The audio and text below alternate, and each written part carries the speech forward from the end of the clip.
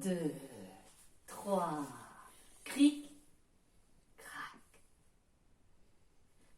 Je m'appelle Clara, Clara, jolie, jolie. Je m'appelle Clara, Clara, jolie, jolie.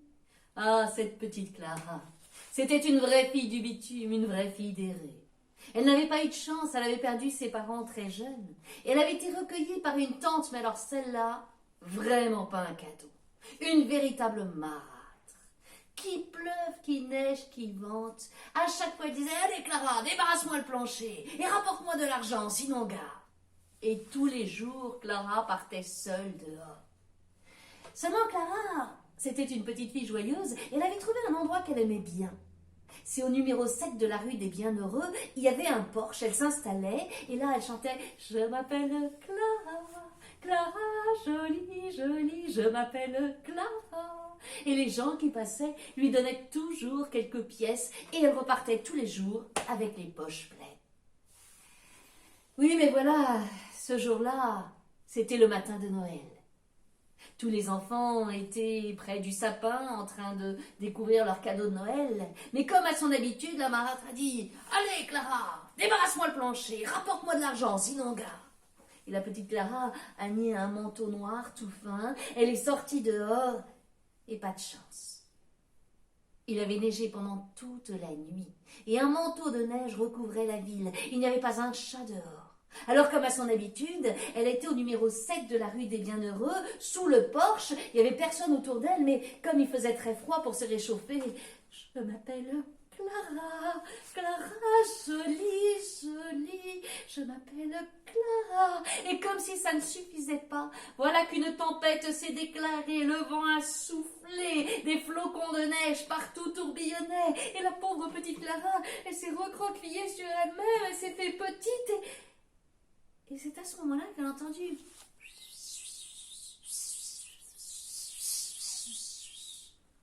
On aurait dit comme si les flocons de neige parlaient entre eux. Et elle a ouvert les yeux et en effet, les flocons se rapprochaient et formaient devant elle comme une espèce de tube.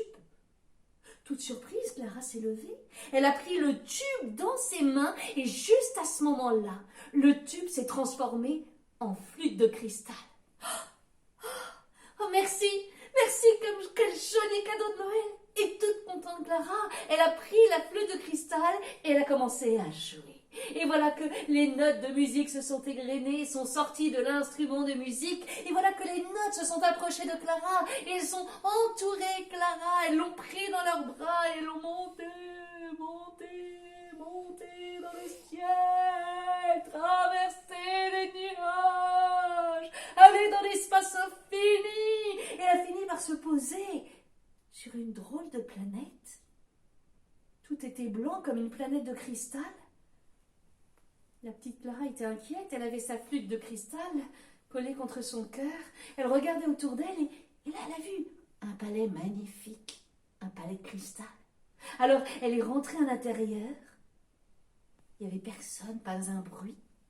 Il y avait des stalactites et des stalagmites de cristal, on entendait juste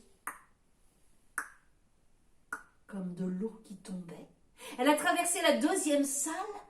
Il y avait un lustre magnifique en cristal, personne. Elle est arrivée dans la troisième salle, et là, dans la troisième salle, il y avait un trône, et quand elle a levé les yeux,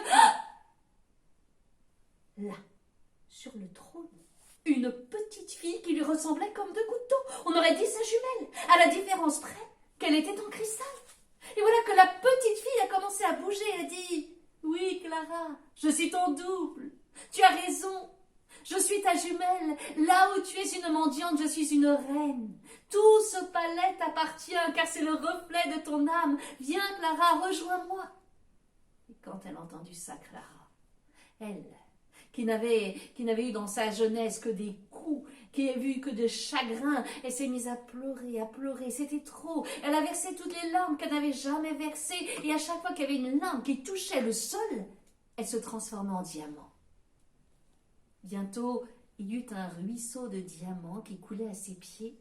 Elle n'avait plus une seule larme à verser. Et puis, il y avait une petite fille de cristal qui lui disait « Allez, Clara, viens, rejoins-moi » Alors, elle s'est relevée péniblement. Elle a traversé le ruisseau de diamants. Elle s'est approchée du trône et elle est montée. Et là, quand les deux petites filles se sont retrouvées l'une en face de l'autre dans un élan de tendresse, elles sont tombées dans les bras l'une de l'autre. Et s'est passé quelque chose d'extraordinaire. La petite fille de chair faisait corps avec la petite fille de cristal. Elle ne faisait plus qu'une. Clara était assise sur son trône. Et avec ses nouveaux yeux, son regard de cristal, elle s'est aperçue qu'elle n'était pas toute seule. Non, il y avait des princes, des princesses qui venaient, il y a des musiciens qui sont arrivés, qui ont commencé à jouer, les princes et les princesses ont commencé à danser, et Clara, quand elle a vu ça, elle a laissé sa flûte de cristal sur son trône, elle est descendue, et là, elle a dansé avec les plus beaux princes de cette planète, et elle a dansé, valsé, dansé encore, valsé, et ça a bien été la plus belle nuit qu'elle n'ait jamais passée. Et vous le savez comme moi, toute bonne chose a une fin. Sur cette planète, il y avait aussi les nuits et les jours. Le jour s'est levé.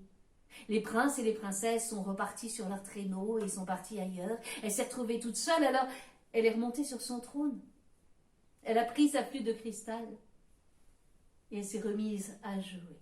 Et voilà que les notes de musique qui s'égrenaient sont sorties de la flûte et puis se sont emparées de la petite fille. Et là, de nouveau, l'on est en voyage et de nouveau, elle a traversé les nuages, elle a traversé le ciel et elle a atterri sur terre. Et les notes l'ont déposée à l'endroit où elle avait trouvé, vous vous rappelez, au numéro 7 de la rue des Bienheureux. Clara, quand elle s'est retrouvée là, comme à son habitude, elle s'est installée, elle a tendu la main. Je m'appelle Clara, jolie, jolie. Oui, mais autre planète, autre temps. Il était 4 heures de l'après-midi, le jour de Noël, la tempête s'était arrêtée, le soleil était arrivé et les enfants étaient dehors pour essayer leurs nouveaux jouets. Il y en avait qui étaient en trottinette, d'autres en roller, des troisièmes en bicyclette, d'autres avec des cordes à sauter, des poupées, tout le monde était là. Et Clara, je m'appelle Clara, Clara, jolie, jolie. Et les gens qui passaient, ils la reconnaissaient bien, mais en même temps, elle n'était pas tout à fait pareille. Elle ne ressemblait plus à une mendiante. Non, elle ressemblait à une reine. Ce qui fait que les gens en passant ont dit « Bonjour Clara, joyeux Noël !» Mais ils ne lui ont rien donné. Et pour la première fois, Clara est repartie ce soir-là. Elle avait les poches vides. Et qu'est-ce que va dire ma marâtre? Elle va me battre. Qu'est-ce que je vais devenir? Elle avait tellement peur, Clara, qu'elle est passée par les rues, elle a fait des détours, elle est passée par les avenues, les boulevards, encore des détours, et quand elle s'est approchée de la maison de sa marâtre, pour se donner du courage, elle a pris sa flûte, elle s'est mise à jouer, et ça n'a pas raté. La marâtre était là. Dis donc, Clara, tu as vu l'heure qu'il est? J'espère au moins que tu me rapportes de l'argent. Et Clara s'approchait avec sa flûte, elle continuait à jouer, et là s'est passé quelque chose d'extraordinaire. Les notes de musique se sont échappées de nouveau, mais cette fois, elles se sont emparées de la marâtre et l'ont emmenée loin, tellement loin, qu'elle a disparu. Clara a hérité de la maison de sa tante. Et paraît-il que souvent, elle joue de cette flûte de cristal, et que de bien souvent, elle repart là-bas, vous savez, dans cet étrange palais de cristal, le reflet de son âme. Et là, elle organise des bals merveilleux.